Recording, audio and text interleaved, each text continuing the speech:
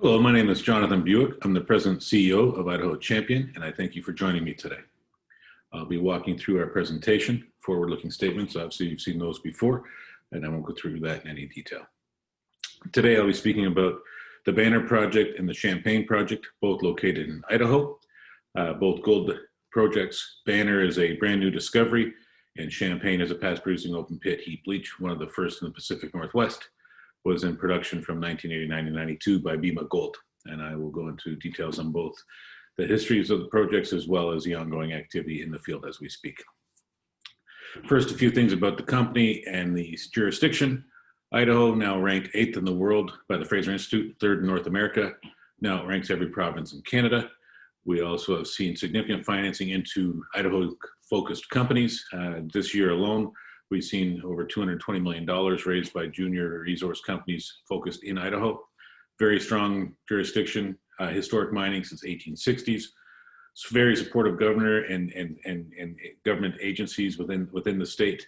You've certainly seen massive support by the governor and the previous governor before him with going into Vancouver, Toronto, New York, Chicago, in support of our industry, literally saying at the lunches that Idaho is open for business. This is about job creation and opportunity, and we think that it's a great place to be doing business.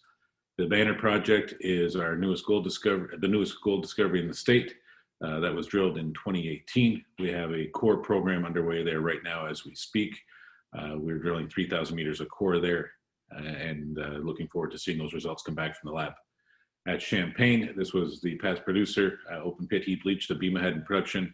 Also drilling there, we have 2 rigs turning as we speak. We're doing RC and core, and that's a 5,000 meter program. Also looking forward to getting that information back from the lab through the fall.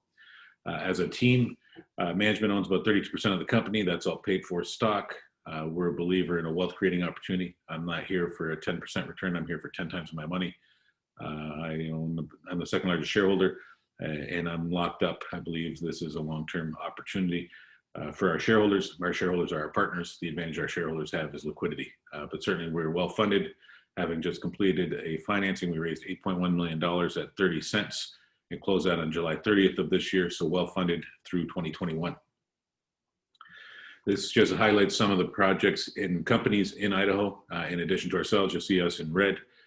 3 I'd point out that I think are important in terms of where Idaho Champion fits and with some of our peers. We've got Revival Gold at the Bear Track mine, very similar geology at the Bear Track to the Banner. Revival's done a great job. They're now doing a PEA, so they're several years ahead and several $1 million of spend. You've got Liberty Gold at the Black Pine, very similar geology to the Champagne. Again, about 4 years ahead, about $18 million spend ahead of us. And then you've got Integra at the Delamar. Certainly seeing Integra sell Lamaque in Quebec, could win anywhere in the world, came in and bought the Delamar, tells you Idaho's a great place to be, and certainly validated our belief in Idaho. I would also highlight that below Idaho sits Nevada, now considered the darling, well, has been for some time for gold. That's a man-made border, and we do not think that the gold stops at the Nevada-Idaho border. This is a Google Earth image of Elk City. You can see Elk City off in the background where my mouse is. You got the Crooked River Gold Rush between 1860 and 1910. Alluvial mining occurred there. 1.5 million ounces were reported. What got our geologists excited when we were looking at a review of the Banner Project was that most of that gold was in flake, so it hadn't traveled far. We bought this project in 2016 for $500,000. Paid for cash, no stock, no royalty, 100% ours. I've done soils and geochem and IP at the project, submitted drill permit.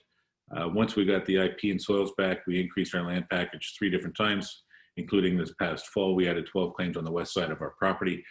We have a very nice land package now. So we are drilling currently. That program of 2018 was a discovery program. We've now removed the discovery risk. It's not how much gold is, or can we find gold? It's now how much gold can we find? All of our intercepts were in the oxides, so all in the top 120 meters from surface. So certainly an open pit potential opportunity. Slide 9 is one of the 2 of the most important slides that matter to me as an investor, and certainly I think it would to you as well. Because when I meet with companies, the first thing I want to know is, where's the closest gold mine and when was it last in production? So what you see here again is another Google Earth image. This is the Elk City camp You see the structure going through the camp. That's called the Oro Grande Shear Zone. This is a known gold hosting structure that goes through central Idaho. What you see is a number of gold deposits north of us. You see the Erickson, the Buffalo Gulch, South Buffalo Gulch, and Deadwood. And then below us, the Friday. All of these are known as gold hosting deposits. And then you have the Banner in the middle. What I'd say is this looks like pearls on a string.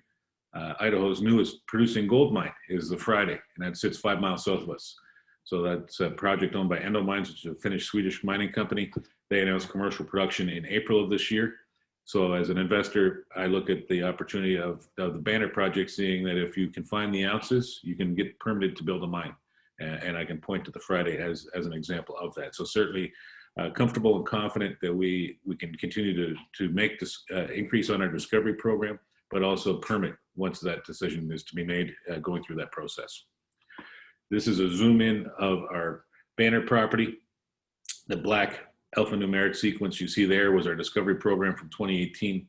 The red alphanumeric sequence you see going to the north-northeast is the current drill pad locations for the drill permit that is underway currently. So we're drilling 3,000 meters of core. We've completed 6 holes as I present this to you today. We will expect to start seeing results mid-October from that program. Certainly with all the labs being busy, now everybody's been funded and active in the field, all the labs are getting business at the same time. So there is going to be some delays in receiving our assays, but it's quite comfortable and confident that we should still have a good set of results coming back in a timely manner. So there will be ongoing news flow as we go, and we'll continue to update the market as that new information comes in. This is showing the drill holes that we, from the program in 2018, you can see as we move to the north, there's more frequent and good grade intervals and close proximity to the surface. Certainly highlighting some of those drill holes, I would highlight drill hole 13. We had 5.76 grams across 12.65 meters. Hole 9 was 1.3 grams across 12.8 meters. Hole 8, 8.66 grams across 6.3 meters. These are all excellent grade. Again, all in oxides, all close to surface. Mining decisions are being made in North America right now at 0.6 grams per ton, and our grade is multiple of that, and we're comfortable that we'll continue to see results like that as we go. So certainly active in the field and looking to advance and increase that discovery zone. This is a long section just showing, again, as we move to the north, seeing those intervals and the frequency of the intervals and proximity to surface, literally starting from surface on a number of those holes, and we're seeing similar core to what we saw in 2018. Obviously, we don't have the assays yet, but visually the core looks identical to what we saw in 2018. And we're going to continue plotting the path north in pursuit of those ounces. We did a bulk sample met work post that program. We sent 50 kilos into the lab. We got our numbers back and certainly in line or better than our peers, and quite comfortable with the numbers. Certainly, you look at the column for gold extraction recoveries. You know, in 93.6 at 100 mesh, 93.2 at 200 mesh. Very, very comfortable with these numbers. Certainly everything about the network says keep the drill rig turning, and we will continue to send network in for, send core in for network. This just highlights some of the IP and then also the soils. And what we learned in that first program is that where the soils and the IP collaborated is where we had our best intervals. So we've seen some similar soils on the west side in an area we've called the Angel Zone, and similar soils and very identical IP. So we anticipate having the opportunity to get over there and drill some holes and look to make a second discovery in our property area. I would also highlight that between our discovery program announcements in Q1 of 2019 and Endo Mines announcing commercial production, we saw EMC Royalty, which is a New York listed royalty company, come in, and they staked 900 claims across and in and around all around our camp. Certainly good and bad. Good in that it validates our belief that this is a great camp. EMX Royalty is a very smart, sophisticated group out of Denver, but frustrating for us or bad for us in that we may not have been completing our land package. But certainly the camp is reinvigorated and lots of activity as we see progress in the field with a number of junior companies. I'm now going to turn our attention to the Champagne project. This is the past producing open pit heap leach. It was an oxide gold deposit. Bema had that in production 89 through 92. This was a project that we staked ourselves. We then approached Kinross to get the data, and we purchased that data in March of 2020. So this past March, we were fortunate during the COVID pandemic, while a lot of our colleagues in other parts of the world were told to put tools down and go home. The governor of Idaho deemed mining and exploration essential services. So we were able to stay in the field, stay busy. And during the spring and early part of the summer this year, prior to our completing our financing, we were able to consolidate the camp. We did 3 acquisitions, a lease option, and then did additional staking ourselves. And we now control 10 square miles at Champagne. Slide 16 is the second most important slide out of the presentation after slide 9 that showed the Google Earth image of the Elk City area. This slide is important for me as an investor. When I was first shown this slide by my geologist, I looked at it and said, this looks like Burkina Faso or Mali or somewhere in West Africa. You know, you got all these pits and historic mines. It's a bunch of artisanal miners working at surface. You need an international gold company to come in and drill 3 to 5 million ounces. And my geo's like, that's exactly right. This is huge opportunity. So once we got the data from Kinross, we went out and did a staking program. So the teal blue was our original land package that we staked in February of 2018. The royal blue is ground that we staked this year. Once we got that data from Kinross, because we believed it's a camp, not a project, we think there's opportunity for multiple discoveries. On the right, you'll see the picture of the open pit. I would also direct your attention to YouTube. Idaho Champion now has a YouTube channel. We've been doing ongoing and updating videos with the drone flying over the project. You can see the drill rig turning. We've seen significant advancements in technology, and we're utilizing those. So you can see the rig being mobilized. You can see the old historic pit, see the type of ground we're working in, both at Champagne, but also at Banner. So we're going to continue to update the market and our shareholders that way. But certainly when we look back at this map, in dealing with one of the families when we were buying a consolidated camp, one of the land packages over by the Reliance, I was speaking with the gentleman, the 83-year-old gentleman. He said, you see all those pits? I said, yeah. He goes, that's where you're going to drill. I said, well, I'm going to let my geologist tell me that. But why do you say that? He goes, old timers didn't mine waste rock. They mined ore. So it had to be 4 ounces of silver, a half ounce of gold, or a combination thereof, or they wouldn't have been putting holes in the ground. And so we've been doing sampling across the project. Another thing that we've done is we've tried to utilize our historic relationships amongst the geologic community. So in addition to having our own team there, what we've been doing is bringing in a number of experts, global experts in different types of structures and deposits. So we've had an epithermal geologist there, orogenic geologist has been there, a structural geologist is there right now doing mapping. And what we've asked each of those gentlemen to do is spend 7 to 10 days in the field, boots on the ground, hammer in hand, doing some mentoring for our young geos, then writing a report, providing some maps, giving us their impressions of what's happening. One of our young geos is a PhD candidate at Colorado School of Mines. She's taken some of our data back to share with her colleagues. We expect to be able to introduce and bring in some new technologies around the historic data, but also the new data that we're compiling. And we're excited about doing that. Certainly as we move forward, again, because this is our first time in the field, trying to understand what's happening at depth. Bema never drilled below 100 meters. So we want to see what's happening in the deeper structures. So we're doing some IP, doing geochem in addition to the drill program right now. You can see right here in the where the hand of my mouse is spinning. That's the historic pit. Never went, but the average depth of that pit was 30 to 35 meters. Again, never drilled below 100 meters. The next few slides, I'm going to just introduce some of the historic information we received in that data set we bought from Kinross, and certainly why we're enthusiastic about the opportunity at Champagne. So you can see the footprint now zoomed in. You'll also see on the right a smaller map. The orange that you see there, or the pink that you see, is patented ground. Patented ground is the best ground you can have in the US. The only permit you need on patented ground is water reclamation, which we have. So that's what's allowed us to get immediately into the field and start drilling. There is a historic resource at the project. It's 2.8 million tons at 1.2 grams of gold equivalent. That has been mined partially. We know there's been ore taken. We know there's been ounces produced, but we also feel comfortable that there's been ounces left behind. And in the next couple of slides, I'll show you why that is, but also where we see the opportunity outside of the historic work within the patents, but also on the BLM ground around us that surrounds us. So this first slide here brings in some of the historic information in the pit information. So this is part of the area that was mined. What I will say is I'm going to highlight a couple of specific holes just to show you that they did not mine the extent of the ore. So 8609, very first hole. 71.6 meters of 1.57 grams gold, 42 grams silver. That's a very nice hole. The reason I'm comfortable saying that they've left some ounces behind is that that part of the pit only goes to 35 meters. So they did not mine the entirety of that interval. I also would like to highlight the silver grade. Certainly did not expect to see the silver numbers that were there. Until we got the data from Kinross, we never realized how much of a silver credit there was. So that's quite exciting for us as well as a company.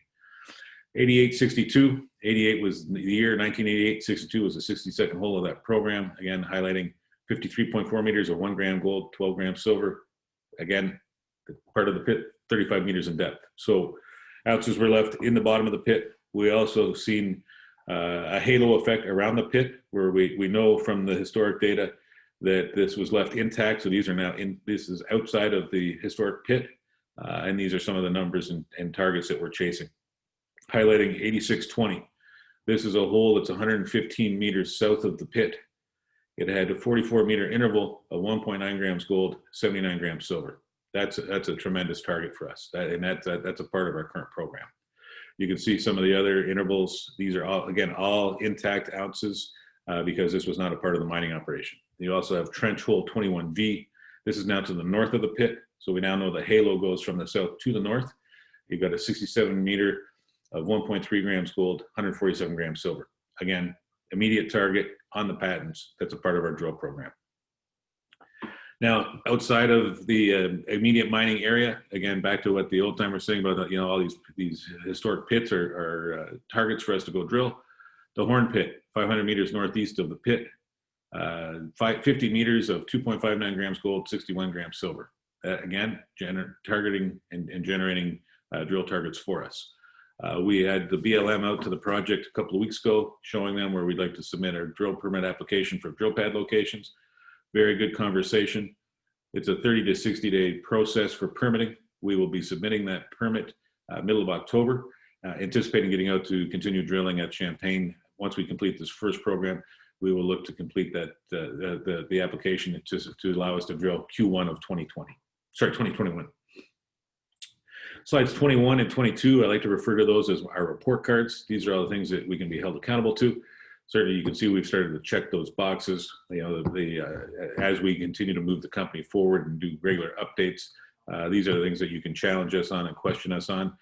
This is where we see an opportunity for our investors to understand the news flow and what will be generated. But certainly, this is what we want to be held accountable to. And these are all the things, good, bad, or indifferent. What does that mean for us? How is every dollar being utilized? How is every dollar being spent? This is our report card from the program at Banner in 2018. Initiative on the left and notes on the right in terms of the notes is the outcome and what that means for us. A little timeline showing that 2020 has been a very busy year. Again, we raised the $8 million. That was a bought deal with Beacon. We had 14 institutions come in and participate. In addition to current shareholders and repeat investments from our shareholders, have a very strong shareholder base. We've got the drills turning at both Champagne and Banner. And looking to advance both projects considerably over the next 18 months. This is a chart of our stock performance as well as the capital structure. Again, management owns about 32% of the company. We trade on good volume. We trade on average about 500,000 shares a day. We're seeing lots of activity as the market heats up for gold. We're seeing lots of people starting to pay attention. Certainly with Integra getting listed on the New York Stock Exchange, I think is bringing a new focus and new interest to the state. And we think we show well, not just in Idaho, but outside Idaho. But certainly having Integra on the New York Stock Exchange is certainly bringing a bigger audience to Idaho opportunities. We have the current capital position of about $7 million Canadian. We spend in US dollars, so obviously we're punished on the currency exchange out of the gate. The two programs that we have going currently right now at Champagne and Banner, the budget until the calendar year end is 3.2 million US. So we'll certainly have lots of money in the treasury for 2021. I would also like to highlight that we have another $4 million Canadian in the money warrants that can be called at any time. And then there's an additional $6 million at 45 cents. Certainly with the amount of news flow that we see coming between now and January, from those 2 drill programs, and the IP and the soils and geochem, all the technical updates and advancing of the assets, we think the share price should appreciate considerably. Certainly think those 45-cent warrants get in the money. And with that math, we really have a $17 million war chest available over the next 18 months, not the 7 that's in the treasury, but certainly well-funded, well-supported. We've gotten a research report out of Beacon Securities, and one of our investors out of Singapore, Spark Plus, has also written a recent report. And obviously, in addition, Brian Lundin has just made us his newest gold recommendation in his October issue. Management team, we've got Bruce Reed, Toronto-based Geo MBA, former banker, Toronto Capital Markets. Myself, I'm a Toronto-based capital markets person. I've raised over $400 million for the junior resource and oil and gas business. Paul Fornazzari is our securities lawyer. His job is to keep us out of trouble, and he does a great job of that. Our 2 most recent appointments are both American geologists. We have Greg Schifrin, based out of Sandpoint, Idaho, also has good capital markets experience. Greg has been my right hand through the last 6 months with the trials and tribulations of COVID and the inability to travel. Greg has been crucial to our success in advancing us to this stage, and I don't know where we'd be without him, and I certainly appreciate his role and function for us. Patrick Highsmith is our most recent appointment. He's just come back to Denver from a 2-year stint with Fortescue in Australia. The goal for me in bringing Patrick on was when he was at Newmont, he was responsible for joint ventures into juniors. And so I've asked Patrick to sort of manage and focus on our database. We believe that how we present that information will dictate the pace at which our success occurs. Certainly, we've been approached by a number of mid-tier and large-cap gold companies, both at Banner and Champagne, especially after we brought the news out of Kinross. And we think it's important that we present our information the same way a big company would expect to receive it. You know, our intention and expectation is we're going to deliver 2 projects to a mining decision. And if we do that the right way, that may not be a decision by us, but by the acquirer of the company. But certainly we're going to advance these assets to a mining decision by being methodical and detailed and communicative, and so that the market understands what we're up to. And now, last and not least, leave you with the Lassonde curve. This is a curve I'm sure you've seen before with other companies. What I would say is that both Banner and Champagne are on the left side of this column, and we see the wealth creating opportunity stacking up in front of us. The next 18 months are going to be dynamic. They're going to be exciting. We're going to be active. We can drill at Champagne all year long. At Banner, it's more seasonal because of snowfall, but certainly we see lots of activity in the field and corporately as a result of that. Again, Banner, brand new discovery, oxide gold deposit in Idaho. Champagne, past producing oxide gold deposit in Idaho, both drilling underway. Management controls 32% of the company with paid for stock. Idaho is a jurisdiction, 8th in the world, 3rd in North America. And we think this is a tremendous opportunity to starting to watch this and hopefully warrant you becoming a shareholder. I would also highlight the contact information. That's my mobile number, my email address. I'm available anytime to talk about what we're doing, what this means for us as a company. And I look forward to the opportunity to expand on the conversation from this conference and look forward to having a chance to provide regular updates. So thank you for your interest in Idaho Champion.